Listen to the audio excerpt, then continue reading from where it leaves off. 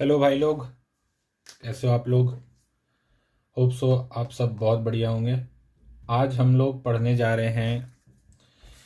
आज हम लोग स्टार्ट कर रहे हैं विथ एन इंडेस जिसका नाम है इंडेस 12 इनकम टैक्सेस। ठीक है। इस इंडेस को पढ़ने के बाद हमारा यूएस गैप के हिसाब से जो अपना एएससी 740 है वो भी कवर हो जाएगा। अपना आईएफआरएस 12 भी कवर हो जाएगा, बिकॉज ये सारा का जो बेस है वो सेम है। मतलब ये सारा सब एक ही प्रिंसिपल पर बना हुआ है। इसमें कुछ माइनर डिफरेंसेस हैं जो कि हम लोग लास्ट में पढ़ेंगे, जिसको हम लोग बोलते हैं कार्व आउट्स।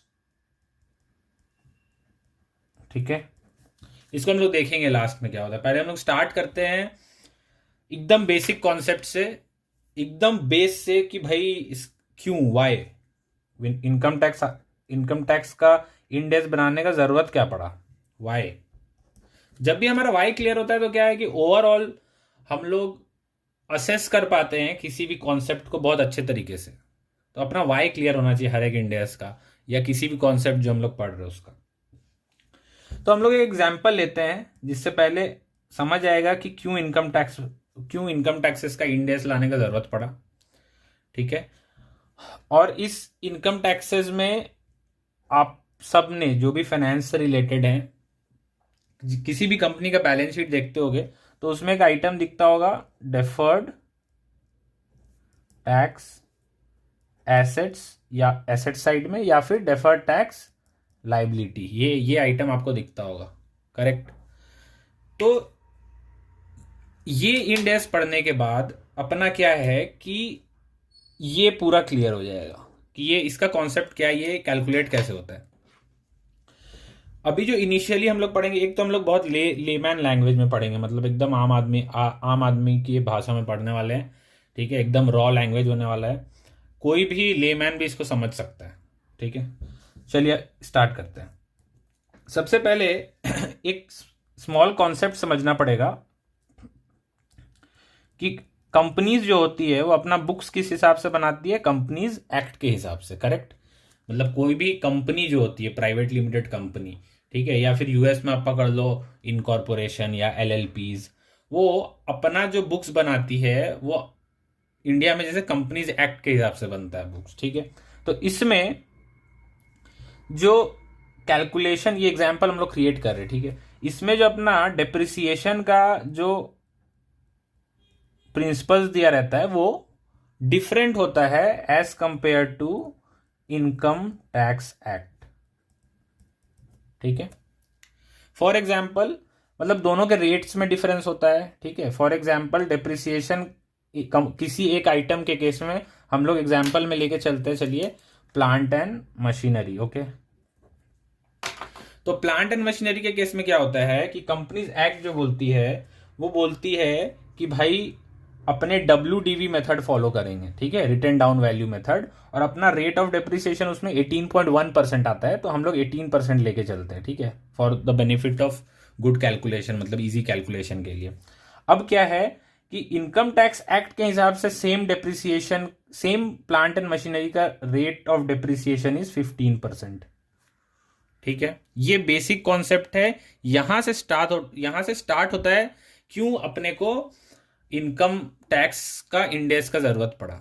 ठीक है, बिकॉज ऑफ डिफरेंस इन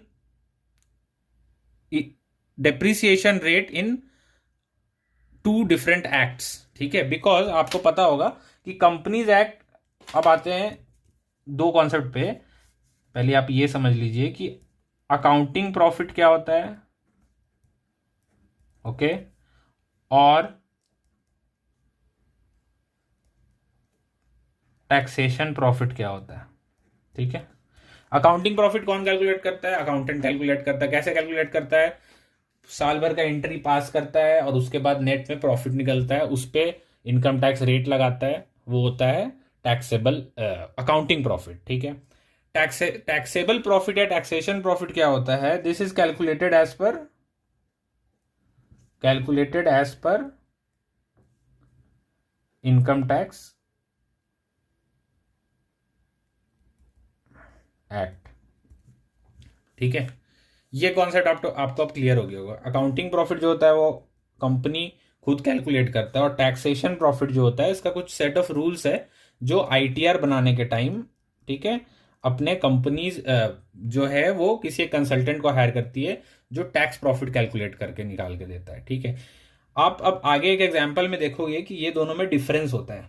मतलब जो अपना अकाउंटिंग प्रॉफिट के हिसाब से जो टैक्स निकलता है और इसका जो टैक्स निकलेगा, ये दोनों में डिफरेंस होगा, वहां से क्रिएट होगा अपना डेफर्ड टैक्स। ठीक है, अब आते हैं एग्जाम्पल पे। फॉर एग्जाम्पल हम लोग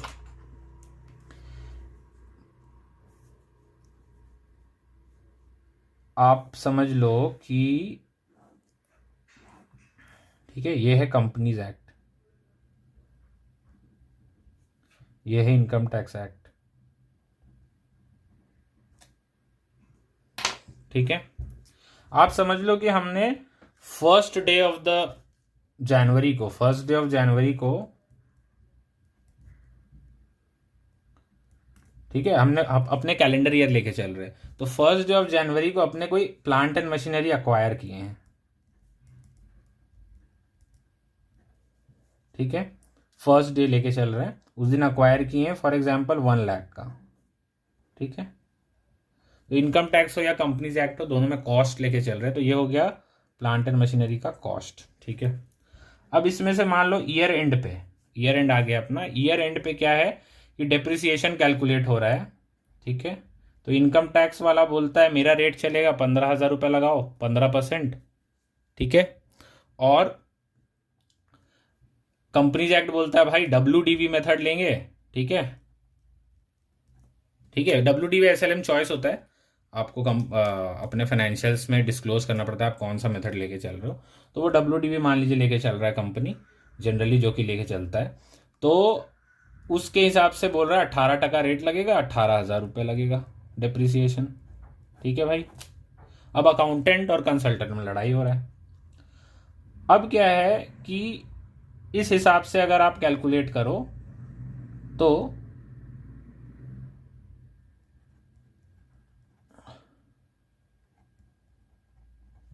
इस हिसाब से अगर आप कैलकुलेट करो तो जो ईयर एंड कॉस्ट आ रहा है ना अपना, मतलब 31 दिसंबर को, वो आ रहा है 82,000 कंपनीज एक्ट के केस में, और इनकम टैक्स एक्ट के केस में 85,000। ठीक है, अब यहां से मेन कॉन्सेप्ट स्टार्ट होता है। अब ये कंपनीज मान लो कि अपना नेट प्रॉफिट बिफोर डेप्रिसिएशन, ठीक है, जो कि कंपनी ने कैलकुलेट किया था, वो अपना था फॉर एग्जाम्पल 60,000 रुपीज। ये नेट प्रॉफिट आया। ठीक है, मतलब सारा सेल्स माइनस एक्सपेंसेस, सारा डायरेक्ट इनडायरेक्ट एक्सपेंस माइनस करके क्लोजिंग स्टॉक वो जो अपना निकलता है, वो नेट प्रॉफिट आया 60,000 रुपये। ठीक है, अब क्या है, अकाउंटेंट अपना कैलकुलेशन किया, बोलता है भाई मेरा रेट लगाओ डिप्रिसिएशन का। मेरा रेट क्या है, आया है 18,000 रुपया। ये खुद बना के गया, ठीक है, इनकम टैक्स वालों के पास। ये बोल रहा है कि मेरा आया भाई 42,000 रुपया। ओके, ये मेरा वो प्रॉफिट जिस पे हम टैक्स देंगे। ठीक है, PBT, प्रॉफिट बिफोर टैक्स। बोल रहा है चलो इस पे लगाओ 30%। ठीक है, इस पे लगाओ 30% और ले लो टैक्स कितना, 12,600 रुपया। थोड़ा कैलकुलेशन एरर हो सकता है, I don't have a calculator right now. 12,600 रुपया। ठीक है, अब क्या है कि अकाउंटेंट बोला इतना टैक्स देना है, अपने जाके मैनेजमेंट को बोल दिया। ये वो अकाउंटेंट है जिसको इनकम टैक्स एक्ट के बारे में कुछ नहीं पता है। ठीक है, अब क्या हुआ, जब कंसल्टेंट के पास ये अकाउंटेंट जाता है, ठीक है, और अपना ITR बनवाने जाता है, ठीक है ना,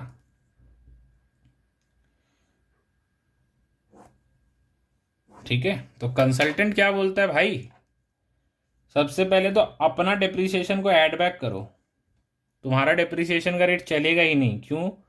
क्योंकि तो तुम्हारा प्रॉफिट बिफोर टैक्स बोल रहा है कि प्रॉफिट बिफोर डेप्रिसिएशन कितना आया था? 60,000।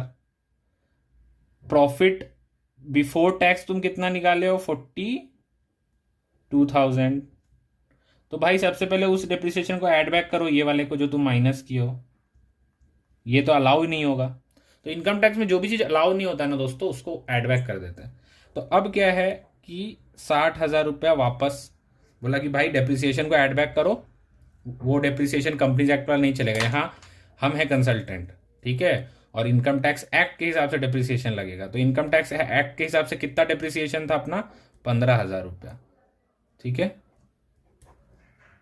तो बोला भाई कि तुम्हारा ये है profit before tax as per taxation rules, 45,000 रुपया। बोला इस पे लगाओ 30%, ठीक है। बोला इस पे लगाओ 30%, आएगा आपका 13,500 रुपया, ठीक है। तो भाई एक बात बताना, अपने यहाँ पे दो रेट लेके चल रहे हैं। अपने यहाँ पे दो कैलकुलेशन आया इनकम टैक्स का, ध्यान से देखना। ये 12,600 और ये 13,500। ये एज पर क्या है भाई? ये एज पर क्या है? As per companies act. ये एज पर क्या है? As per income tax act. आप यहाँ पे देख पा रहे होगे कि जो कंपनी हमने बुक्स में कैलकुलेट करके रखा है ना income tax, that is different from what we will actually pay, right. वो डिफरेंस कितने रुपए का है? 900 रुपए का है, ठीक है। आगे बढ़ते हैं इस एग्जाम्पल में। एग्जाम्पल खत्म हो गया है, बस अब इसका इम्प्लीकेशंस देखते हैं क्या क्या हो सकता है, ठीक है। इसमें क्या क्या मतलब इससे क्या क्या निकल के आया, क्या डेफर टैक्स एसेट आया, क्या डेफर टैक्स लाइबिलिटीज आया, ठीक है। ये अपने एग्जाम्पल को याद रखेंगे। ओके, आगे बढ़ते हैं।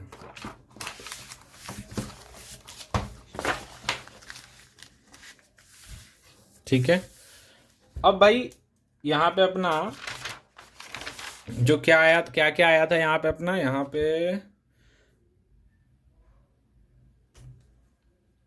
हाँ, यहाँ पे एक चीज और आप याद कर लो कि इसको बोलते हैं टैक्स बेस, ठीक है। इसको और अच्छे से एक्सप्लेन करेंगे हम लोग, क्योंकि ये इनकम टैक्स के हिसाब से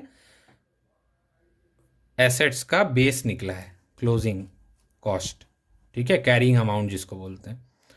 और इसको बोलते हैं आपका कैरिंग अमाउंट या फिर अकाउंटिंग बेस, जो बोलना बोल लो, ठीक है। ये है कैरिंग अमाउंट और ये है टैक्स बेस, ये याद रखना, ठीक है। इसको कैरिंग अमाउंट बोलते हैं, इसको टैक्स बेस। कैरिंग अमाउंट मतलब कंपनी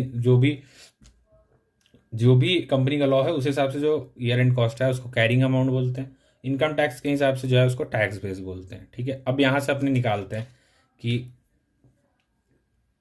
अब शॉर्टकट समझेंगे कि कैसे जानोगे कि भाई इतना डिटेल हमको नहीं समझना है, कैसे जान जाएंगे तुरंत कि क्या है भाई, डेफर टैक्स एसेट निकलेगा या डेफर टैक्स लायबिलिटी निकलेगा, ठीक है। तो अब आओ यहाँ पे, सबसे पहला चीज अपने बुक अभी अभी वाले एग्जाम्पल में अपने बुक्स में भाई बुक्स में कितना टैक्स दे रहे हैं? 12,600 रुपया। इतना का प्रोविजन बना रहे हैं इनकम टैक्स का, ठीक है। इतना बनाएंगे प्रोविजन।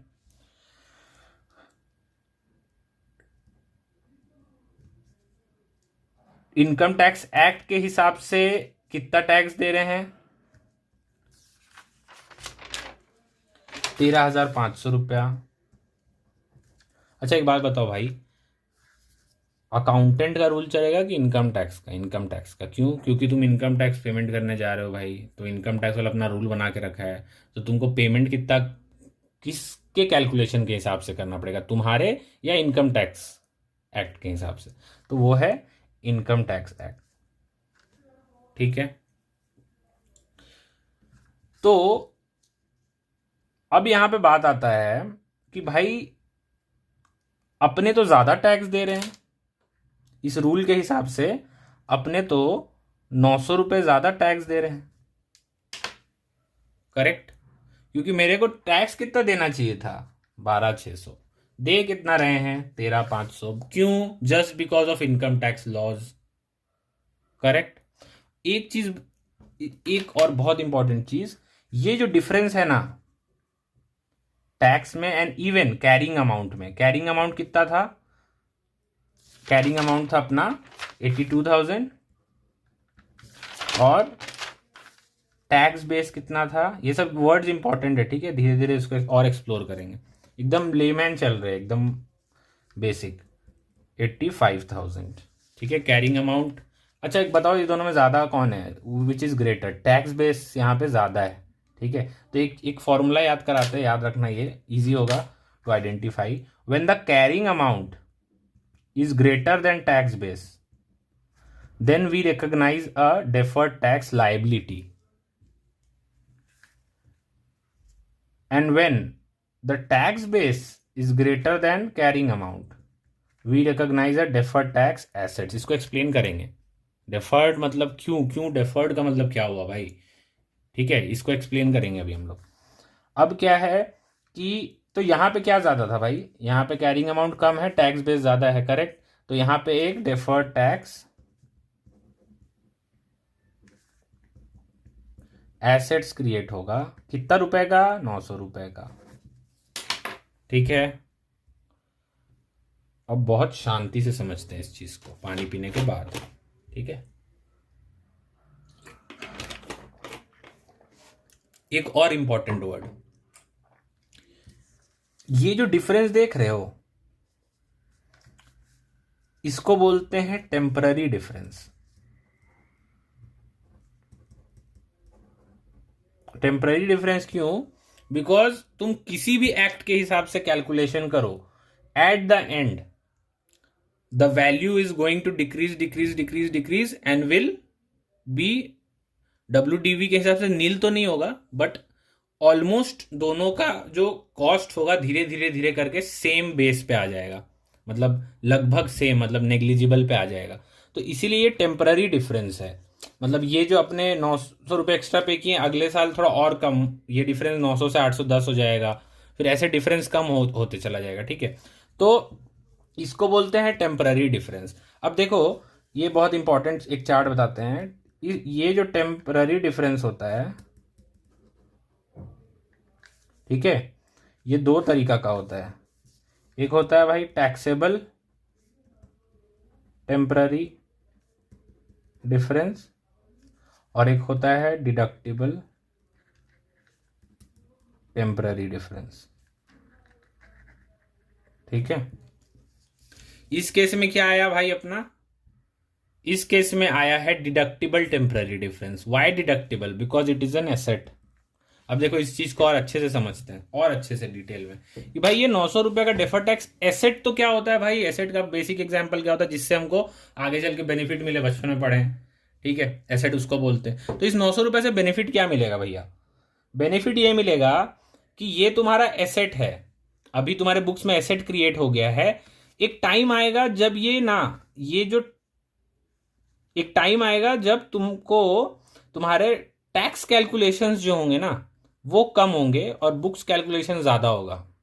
उस समय इस ये डेफर्ड टैक्स एसेट्स कम हो जाएगा, या deferred tax asset deferred tax liability बन जाएगा। डेफर्ड का मतलब होता है, डेफर्ड का मतलब होता है भाई, कोई भी डेफर्ड एक्सपेंडिचर का मतलब होता है खर्चा करेंगे, मतलब पेमेंट कर चुके हैं। डेफर्ड का मतलब होता है, डेफर्ड एक्सपेंसेस का मतलब होता है कि पेमेंट कर चुके हैं बट अपने बुक्स में अभी रिकॉर्ड नहीं कर सकते, because this payment is not for today, this payment is for future. Deferred का मतलब यही होता है, ठीक है। या फिर किसी चीज का बेनिफिट ले लिए हैं बट उस बेनिफिट, वो बेनिफिट रिवर्स कब होगा? फ्यूचर में जाके, तो उसको बोलते हैं डेफर्ड, ठीक है। अब क्या है,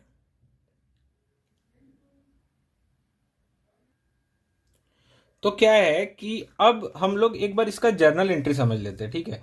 जर्नल एंट्री से बहुत सारा चीज क्लियर हो जाएगा। एक बात बताओ, प्रोविजन फॉर इनकम टैक्स कितना है? 12,600, ठीक है। तो प्रोविजन फॉर इनकम टैक्स जब बनाएंगे अपने तो कैसे बनेगा, पीएनएल में करंट ईयर का टैक्सेस कितना दिखेगा, 12,600।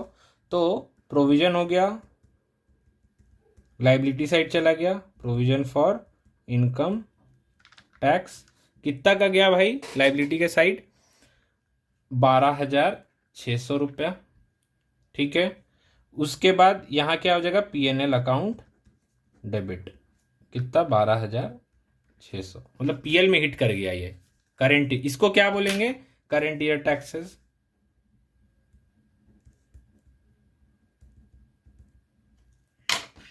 ठीक है, अब क्या है कि इसका पेमेंट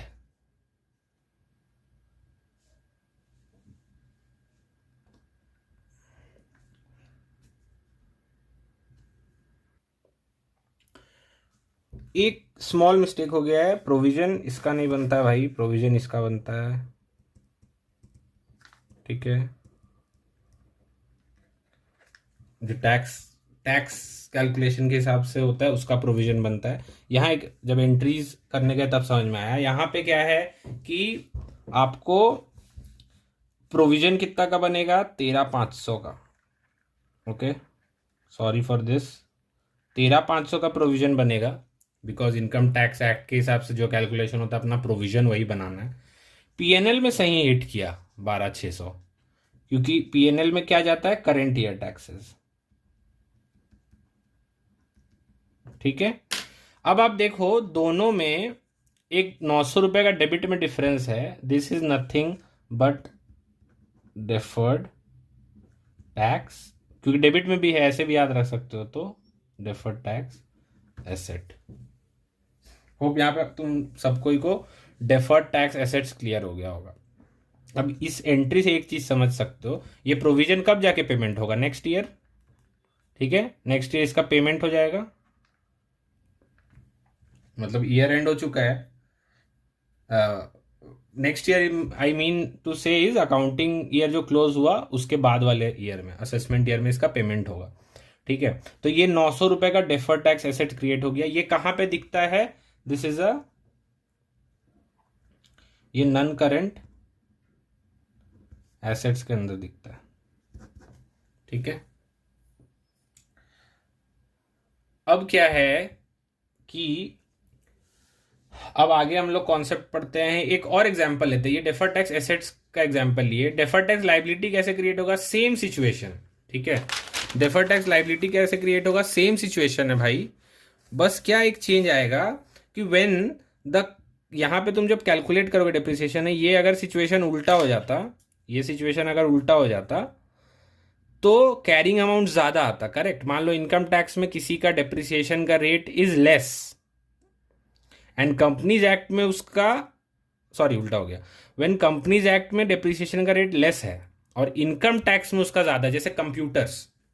ठीक है, कंप्यूटर्स में इनकम टैक्स का रेट मान लो कि 40% है, कंपनीज एक्ट में उसको 15% के हिसाब से कैलकुलेट करते हैं रेट ऑफ डेप्रिसिएशन, तो उस केस में अपना कैरिंग अमाउंट ज्यादा आएगा। करेक्ट, और टैक्स बेस कम आएगा, तो उस केस में क्या क्रिएट होगा, डेफर्ड टैक्स लायबिलिटी। और ऐसे सिंपल भाई एकदम नॉर्मल याद रखना है, तो when carrying amount is greater than tax base, हम लोग जो बुक्स में कैलकुलेट कर रहे हैं एसेट का वैल्यू वो ज़्यादा है, और इनकम टैक्स वाले के हिसाब से बुक्स का वैल्यू कम है, मतलब जिसको टैक्स बेस बोलते हैं, तो अपना डेफर्ड टैक्स लायबिलिटी क्रिएट होगा। ठीक है, और इस वाले एग्जाम्पल से आपको समझ आ ही गया होगा कि डेफर्ड टैक्स एसेट कैसे क्रिएट होता है। डेफर्ड टैक्स लायबिलिटी का मतलब क्या होता है, we are deferring the payment of taxes of current year to next year, यही होता है इसका मतलब। ठीक है, हम लोग प्रॉपर इसका डेफिनेशंस में भी जाएंगे। अभी अगर बेसिक कॉन्सेप्ट दे रहे कि भाई है क्या, मतलब कैसे निकलता है, कैलकुलेशन समझ जाओगे तो फिर मतलब डेफिनेशंस क्या है, 2-4 वर्ड है वो याद रखना है अपने को। ठीक है, अब आते हैं, अब एक और अच्छा एग्जाम्पल पे आते हैं, ये बहुत बढ़िया एग्जाम्पल है। ये ना रियल इस्टेट, जब फॉर एग्जाम्पल इसमें हम लोग ना एक और चीज समझेंगे कि रियल इस्टेट बिजनेसेस जो होता है REITs, उसके केस में डेफर्ड टैक्स कैसे क्रिएट होता है। मान लो कि इनकम टैक्स और कंपनीज एक्ट एकदम सेम रेट है, मतलब ये वाला जो अपने पढ़े हैं ये एकदम सेम रेट चल रहा है ये वाला। ठीक है, मतलब 15,000 चल रहा है या 18,18 चल रहा है, तब तो डेफर्ड टैक्स एसेट या लाइबिलिटी नहीं आएगा इस केस में, ठीक है। तो अब एक केस देखते हैं जहां पे this was due to tax differences, fine, this is due to tax differences, okay, दोनों में अपना डिफरेंट टैक्स आया, इसीलिए डेफर्ड टैक्स एसेट्स क्रिएट हुआ। और लाइबिलिटी कब क्रिएट होगा, उल्टा सिनेरियो याद रखना, जब कैरिंग अमाउंट ज्यादा आ जाए, टैक्स बेस कम आ जाए, तो डेफर्ड टैक्स लाइबिलिटी क्रिएट हो जाएगा। एंट्री हम लोग समझ चुके हैं, ठीक है। डेफर्ड टैक्स लाइबिलिटी का एंट्री क्या हो जाएगा, एक एग्जांपल ले लेंगे, डेफर्ड टैक्स लाइबिलिटी का भी एक एग्जांपल ले लेंगे, आने कभी ऐसे रिवीजन के टाइम पे उसका एग्जांपल लेंगे। अभी ये हो गया अपना, आगे बढ़ते हैं, एक और एग्जांपल लेते हैं। अब तुम लोग बोलोगे कि भाई ये तो टैक्स वाला, ये तो सब पढ़ाता है, एक और अच्छा एग्जांपल दो, एक और अच्छा एग्जांपल देते हैं। मान लो कि एक कंपनी लैंड खरीदती है, ठीक है, लैंड जिसका कॉस्ट क्या है, 1,00,000 रुपया है, ठीक है। 1,00,000 रुपए का लैंड कंपनी खरीदती है, ठीक है। कंपनी का दो इंटेंशन हो सकता है, इस लैंड पे बिल्डिंग बनाना और यहाँ पे ऑफिस चलाना। दूसरा इंटेंशन हो सकता है यहाँ पे बिल्डिंग बनाना और उसको बेच देना। दोनों अलग अलग बिजनेस है, ठीक है। एक बिजनेस, कोई भी बिजनेस, मतलब वो ट्रेडिंग कर सकता है, कुछ भी होगा, आईटी कंपनी खोलेगा, कुछ करेगा। सेकेंड सिनेरियो क्या है कि बिल्डिंग बना के बेच दिया, that is real estate, correct. दोनों सिनेरियो में समझेंगे क्या होगा, ठीक है। अब क्या है, यहां पे भी इनकम टैक्स का कहानी आएगा। अब क्या है, आपको पता होगा कि इनकम टैक्स में एक वर्ड होता है जिसको हम लोग बोलते हैं इंडेक्सेशन। इंडेक्सेशन से क्या होता है, इंडेक्सेशन का मतलब होता है, जो कि अभी इंडेक्सेशन को हटा दिया गया है, तो ये एग्जांपल अभी आप मतलब इंडिया के केस में अभी ये वाला एग्जांपल वैलिड नहीं होगा, बट इसको समझते हैं, ठीक है। बिकॉज क्या है कि कोई और, मान लो कोई और किसी और कंट्री में कोई टैक्स लॉज है, तो उससे ये चीज क्लियर होगा कि भाई किस, मतलब ये सिनेरियो में क्या करते हैं। तो अब क्या है कि पहले यहाँ इनकम टैक्स में एक रूल था इंडेक्सेशन का, ठीक है। उस इंडेक्सेशन के रूल के हिसाब से क्या होता था कि मान लो इसको 2 साल बाद इस लैंड को बेचने वाले हैं हम लोग, ठीक है, सेल करने वाले लैंड को, तो उसका कॉस्ट कैसे निकालते थे, 1,00,000 रुपया है, उस पर इंडेक्सेशन मिलता था 10%, मान लो पर ईयर है, वो अलग से निकालते थे। ये हम बस एग्जाम्पल ले रहे हैं, ठीक है। उसका इंडेक्सेशन का एक अपना चार्ट दिया रहता था, जिस तरीके से इन्फ्लेशन बढ़ता है ना, उसका एक चार्ट दे रहता था, उस हिसाब से हम लोग निकालते थे। यहाँ पे हम लोग 10% लेके चल रहे हैं, इंडेक्सेशन है पर ईयर, ठीक है। तो ये सेकेंड ईयर में क्या होगा कि सेकेंड ईयर में इसका कॉस्ट कितना हो जाएगा, 10% जोड़ो। फर्स्ट ईयर में क्या कॉस्ट होगा, 1,10,000। सेकेंड ईयर में इस पे 1,10,000 पे 10% और जुड़ जाएगा, तो ये हो जाएगा अपना, कैलकुलेटर कहाँ गया, ये हो जाएगा अपना 1,00,000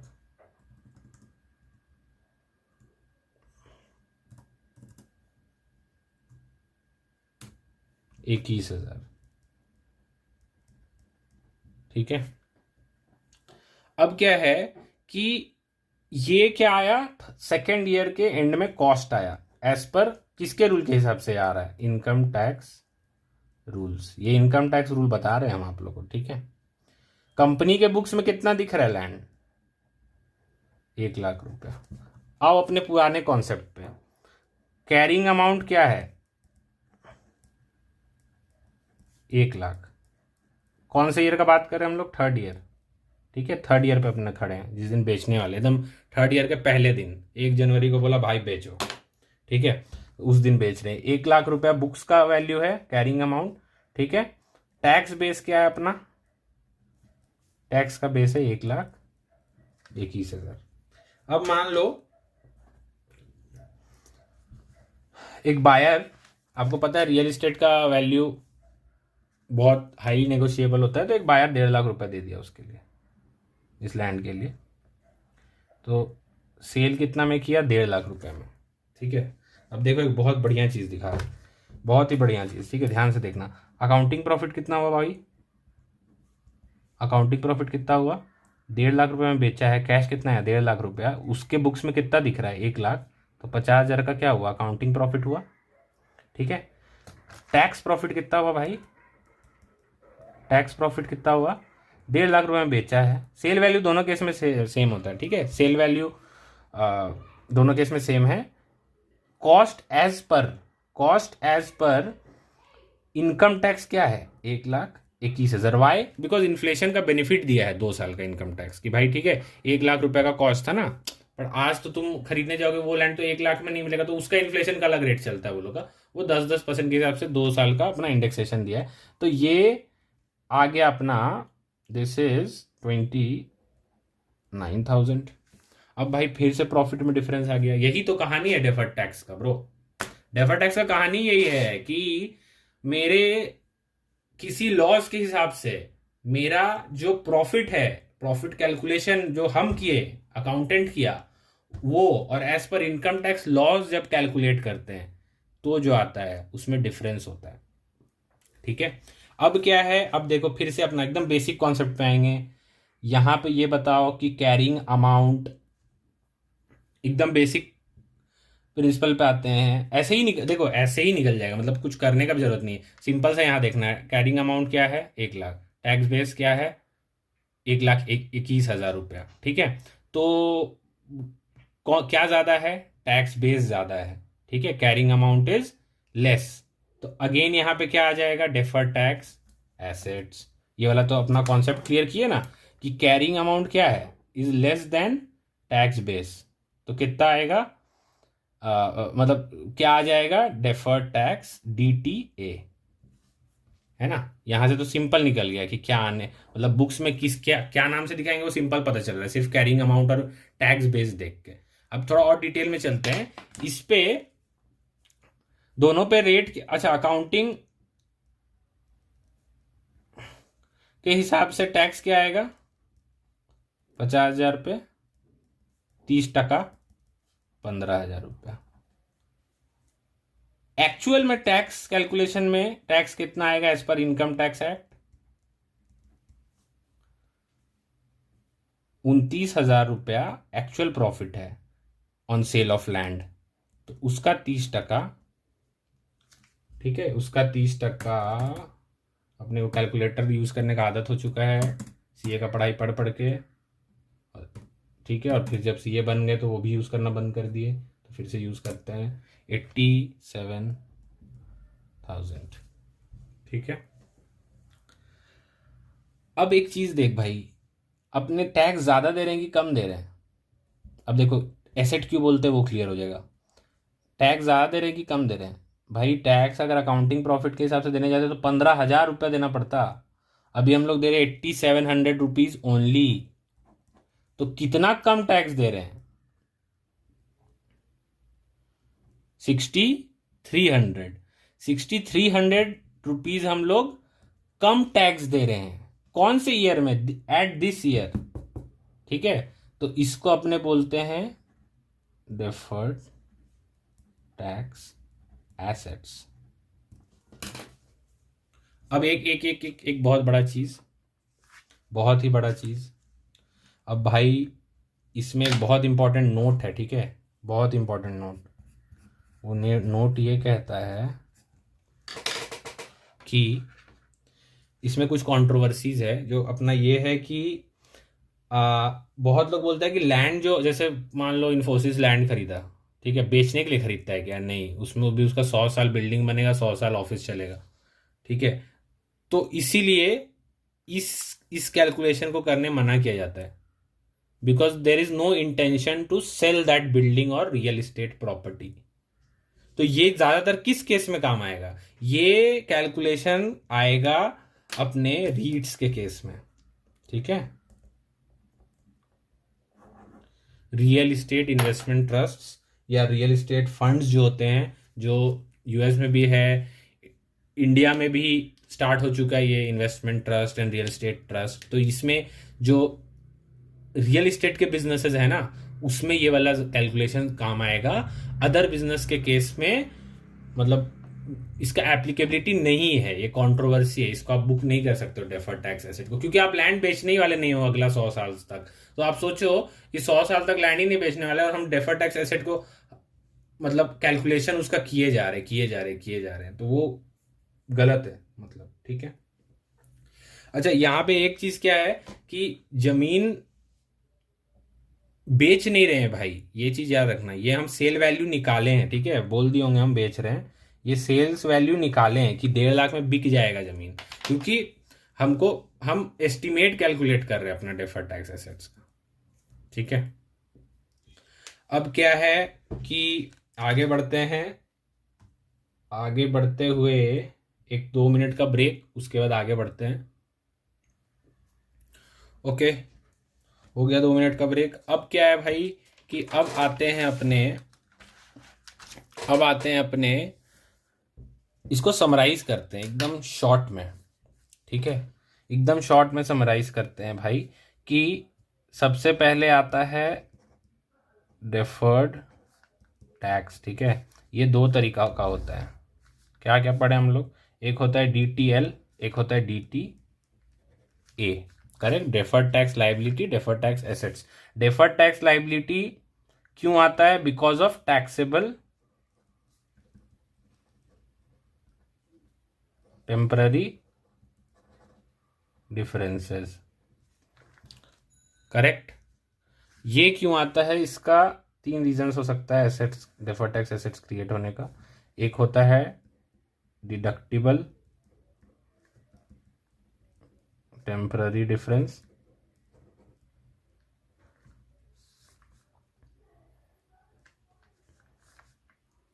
एक होता है carry forward of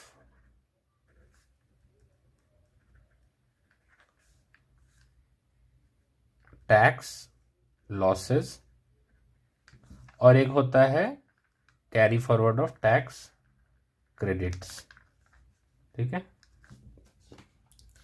tax loss carry forward क्या होता है? इनकम टैक्स में आप लोग पढ़े होंगे कि पिछले साल अगर लॉस हुआ है कंपनी को, तो उस लॉस को सेट ऑफ करने देती है next year income tax rule के हिसाब से। तो ये तो वो भी जो है ना, वो डेफर्ड टैक्स एसेट्स कहलाता है, के अंदर ही आता है। उसके बाद टैक्स क्रेडिट्स क्या होता है? जैसे मैट क्रेडिट है, AMT है, ये हम लोग पढ़े थे, ठीक है, ऑल्टरनेट मिनिमम टैक्स, ठीक है।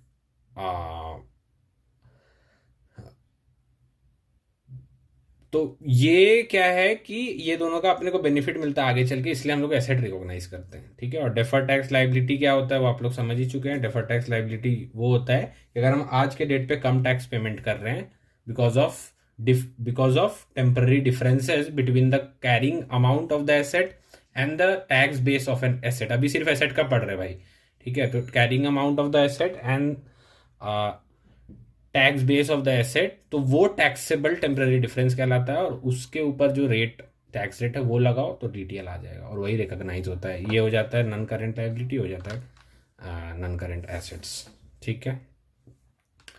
अब इसके बाद एक और चीज का समराइजेशन करते हैं कि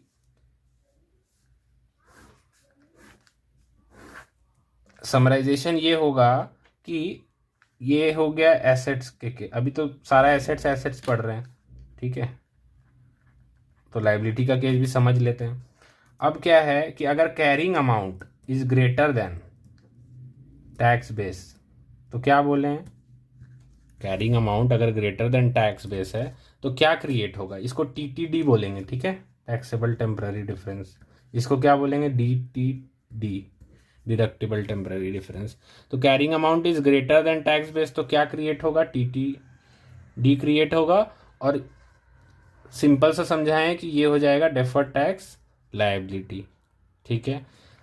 लाइबिलिटीज के केस में क्या होगा? एसेट मतलब भाई अब जो प्लांट एंड मशीनरी का एग्जांपल लिए ना, तो प्लांट एंड मशीनरी के केस में या फिर कोई भी एसेट के केस में अगर कैरिंग अमाउंट ज्यादा है टैक्स बेस से, तो डेफर्ड टैक्स लाइबिलिटी क्रिएट करेंगे, ठीक है, बुक्स में उसको रिकॉग्नाइज करेंगे। अगर लाइबिलिटी के केस में क्या होगा? उल्टा इसका, ठीक है। अगर कोई लाइबिलिटी है जिसका कैरिंग अमाउंट ज्यादा है और टैक्स बेस कम है, तो ये जो टेम्पररी डिफरेंस क्रिएट हो रहा है उसको हम लोग उससे हम लोग DTA रिकॉग्नाइज करेंगे, जो भी टैक्स रेट होगा वो लगाने के बाद। ठीक है। अच्छा, अगर कैरिंग अमाउंट लेस है टैक्स बेस से तो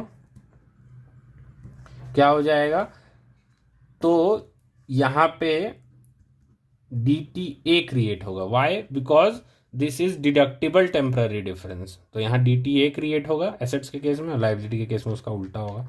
ठीक है। लाइबिलिटी का आपको ज़्यादा एग्जाम्पल मिलेगा नहीं, एसेट का एग्जाम्पल मिलेगा। मेन रीजन है डेप्रिसिएशन, ये सब की वजह से आता है। ठीक है। अब क्या है, अब एक हम लोग बहुत ही बढ़िया एग्जाम्पल लेने वाले हैं, थोड़ा सा हल्का सा एक लेवल हाई जाएंगे। ठीक है, हल्का